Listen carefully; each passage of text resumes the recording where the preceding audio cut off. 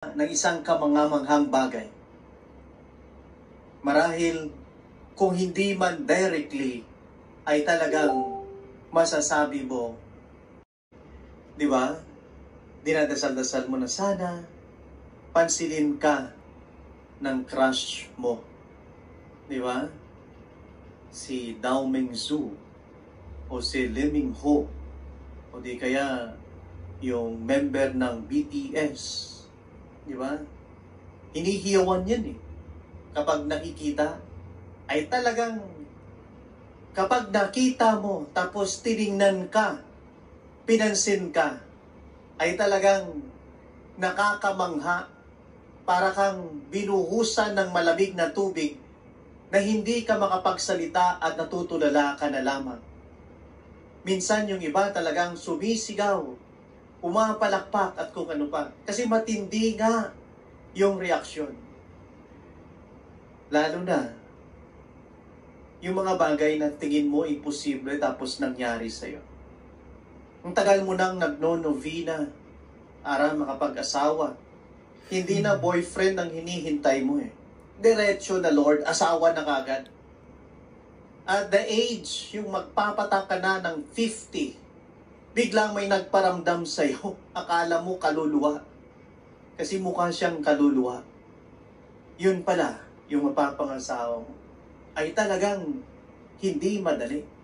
Talagang kamangha-mangha.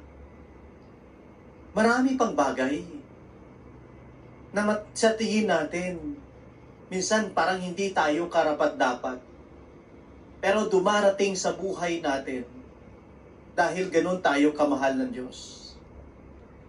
Naalala ko, noong ordination ko bilang pare, niloloko ako ng mga kasamahan ko eh. Sabi nila, bantayan mo, iiyak ka sa ordination mo. Sabi ko, hindi ako iyakin eh.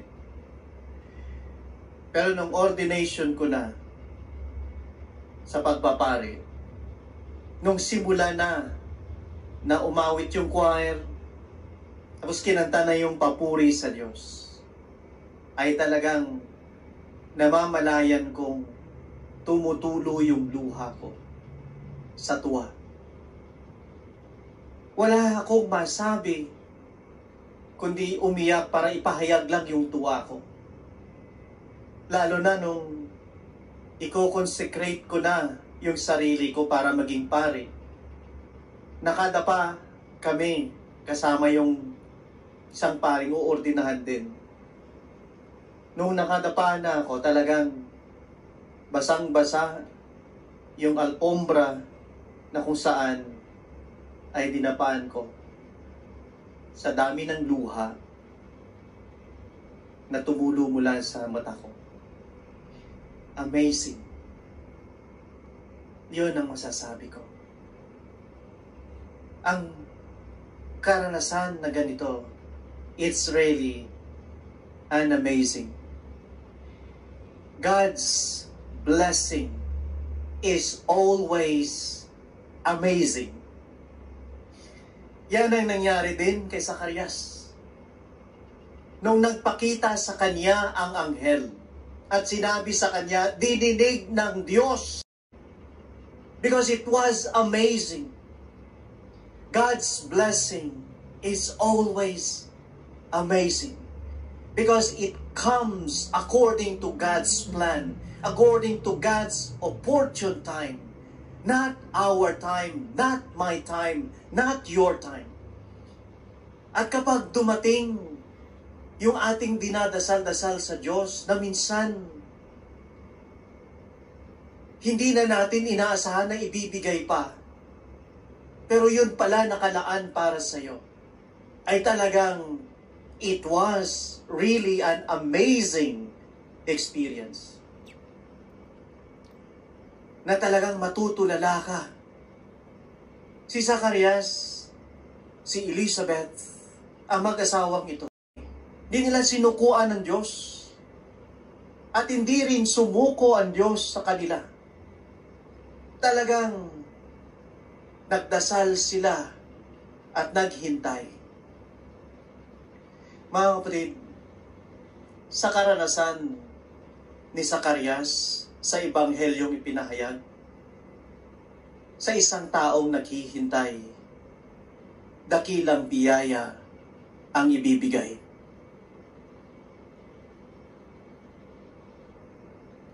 Baog ang misis niya. Matanda na sila. Sa mata ng tao, it's a hopeless case.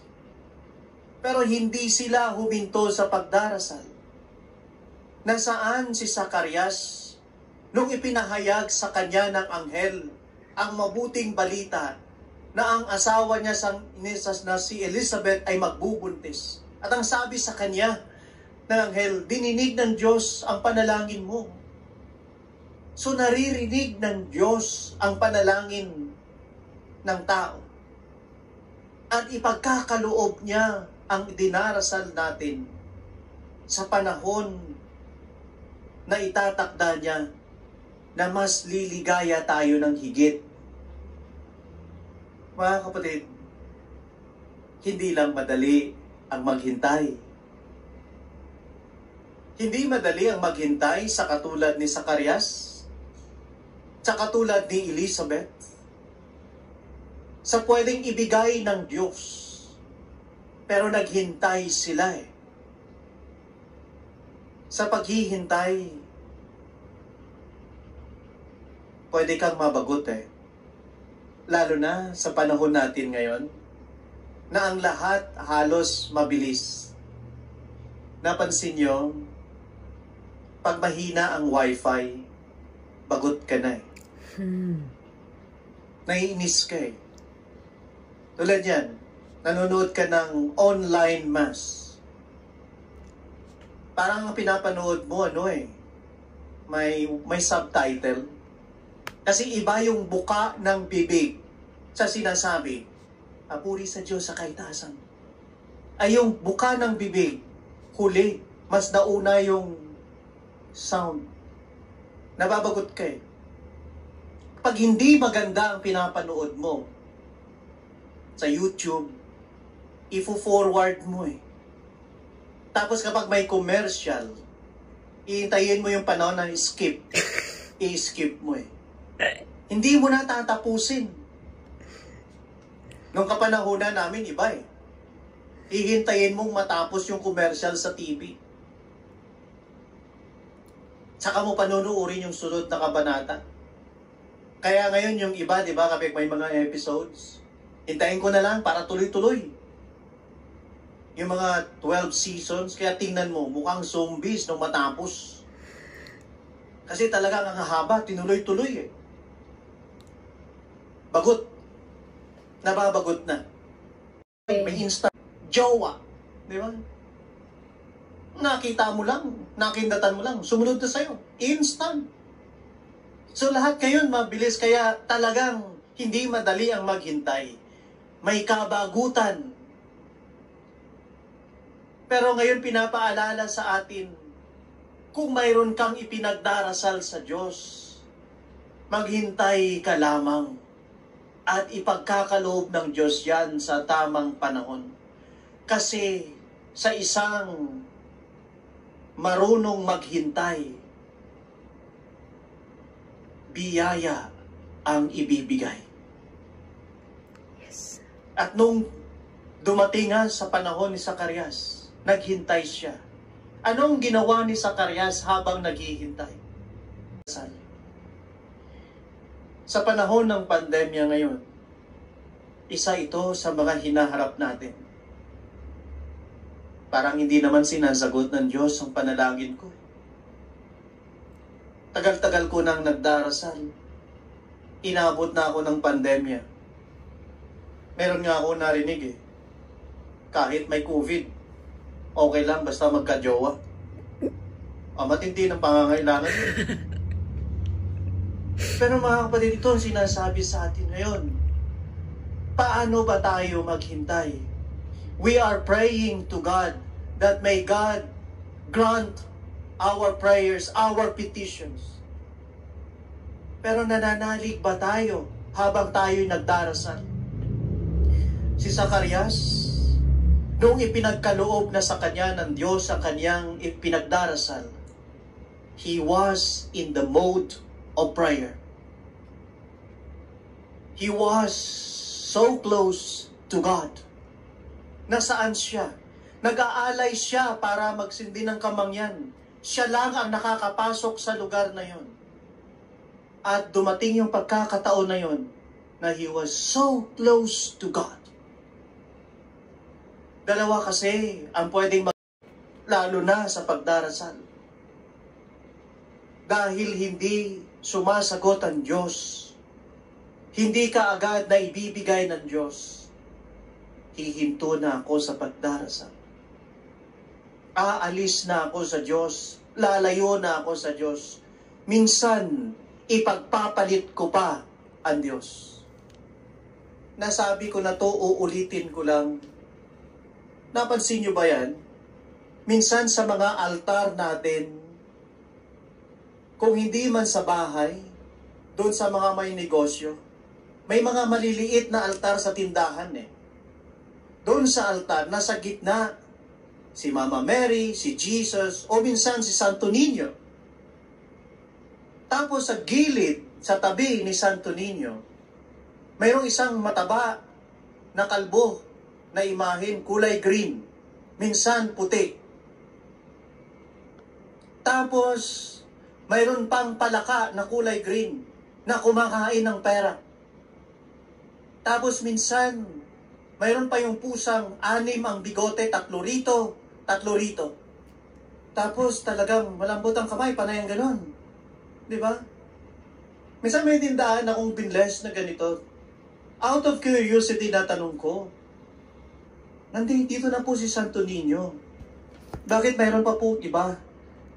Father, pagbukas ng tindahan ko, nagdarasal po ako kay Santo Niño. Pero pagpatak ng mga alas 10 ng umaga at wala pang benta, kay Palaka na ako pumupunta. Pag wala pa rin kay Palaka, dito na kay Buddha. At kung wala pa, dito na kay Pusa. Aba, mga kapatid, ang panalangin ay nagpapahayag ng katapatan. Si Zacarias, hindi niya ginibap ang Diyos at hindi siya gumibap sa panalangin. At nung dininig ng Diyos ang panalangin niya, nagdarasal pa rin siya. Kaya nung dumating ang biyaya ng Diyos, it was really amazing. Hindi siya makapagsalita sa sobrang pagkamangha. Kaya natanong niya paano nangyari to? Diba? Pag sobrang tuwa mo, kapag sinagot ng Diyos ang panalangin mo, talagang hindi ako makapaniwala. Hindi ako makapaniwala na makarating ako sa Dubai. Hindi ako makapaniwala na makuha ko yung posisyon na to sa trabaho. Hindi ako makapaniwala na sasagutin niya ako. Hindi ako makapaniwala na marating ko ang estado ng buhay na ito. Hindi ako makapaniwala na ganito kalaki yung biyayang ibibigay sa akin ng Diyos. God's blessing is really always an amazing because it's overwhelming. Nakapanliliit sa karanasan ko noong ordinasyon ko bilang pari. Habang umiiyak ako sa tuwa, isa lang ang nasasambit ko ng tahimik. Lord, alam ko hindi ako karapat-dapat, pero binigyan mo ako ng pagkakataon na maglingkod sa iyo. Alam mo ang kasalanan ko. Alam mo ang kahinaan ko. Kung titingnan ko sa sarili ko, hindi ako karapat-dapat. But thank you, Lord. It's really a blessing. And it is an amazing blessing. And thank you, Lord. Mga kapatid, ito rin po ang paanyaya ko sa ating lahat sa apat na simbang gabi natin. Isa sa mga dahilan kung bakit tayo nagsisimbang gabi, kasi may pinagdarasal tayo sa Diyos. Isa sa mga dahilan kung bakit tayo nagsisimbang gabi, kasi mayroon tayong hinihiling sa Diyos. Yes. Kung ano man yan, huwag mong sukuan, manatili kang nagdarasal. Pari po ako. Kami ni Brother Mike, religious po kami, cappuccino kami. Hindi po madali ang magdasal sa totoo lang. Pero kung may taglay na paniniwala at pag-asa, naniniwala ako na Diyos pa rin ang kasagutan sa lahat ng mga hinihiling ko. And I will come into prayer. Umaasa ako na ibibigay ng Diyos to at naniniwala ako. Then pupunta ako sa panalangin. Nasasabihin ko sa iyo, sa karanasan ko, mamamangha ka sa ibibigay ng Diyos sa iyo sa tamang panahon. Amen. For God's blessing is always amazing. Sa naghihintay, dakilang biyaya ang ibibigay. Amen. Manalig, maghintay, magdasal.